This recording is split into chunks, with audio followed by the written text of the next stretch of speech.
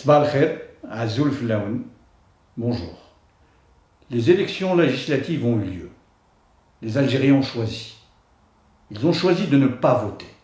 2 Algériens sur 3 ont fait le choix de la résistance pacifique, malgré les moyens mis par l'État pour les amener au vote.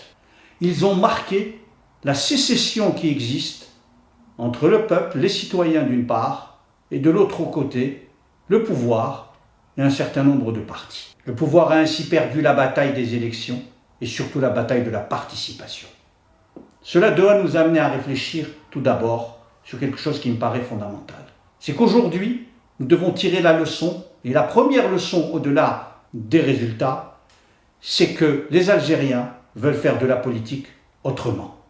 Ils veulent autre chose. Ils veulent une politique qui les concerne directement. Une politique qui règle leurs problèmes quotidiens. Une politique qui les considère comme des véritables citoyens. Là est l'enjeu pour nous. Parce qu'aujourd'hui, continuer à faire de la politique comme hier n'est plus possible. Il faut que tous nous nous en rendions compte.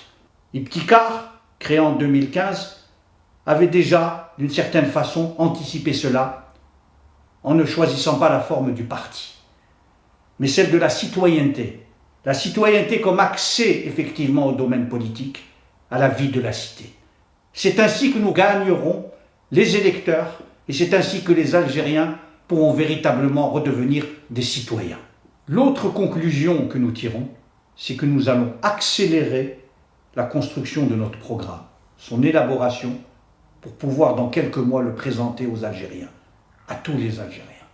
Ce programme-là, qui a au cœur la construction d'une Algérie démocratique, celle de l'état de droit, une Algérie prospère, ouverte sur le monde, et dont tous ses citoyens soient demain fiers, et que l'Algérie, enfin, reprenne sa position dans le concert des nations. Au cœur de notre programme, nous mettons nos valeurs, celle de la liberté, celle de l'état de droit, celle du respect de tous dans ses différences, celle de la solidarité. Nous partons de ce socle-là pour aller vers des mesures et pour véritablement proposer aux Algériens un autre avenir. Cependant, nous sommes conscients que cet avenir, nous ne pouvons pas le construire seuls. Nous poursuivrons notre politique de la main tendue vis-à-vis de tous les courants démocratiques, sans exception. Nous disons à tous, tenons-nous la main, construisons ensemble pour véritablement peser dans le rapport de force. Le véritable enjeu, l'enjeu crucial, n'est pas cette élection, mais celle de la présidence de la République qui aura lieu en 2019.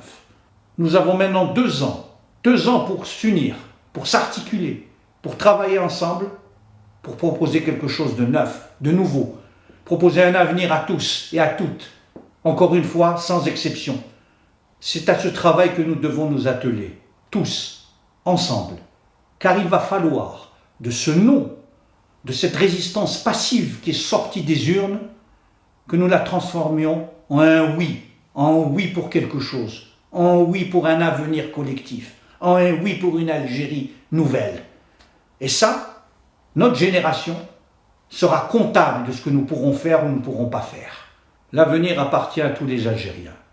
Il est de notre devoir de le rendre meilleur pour tous et toutes.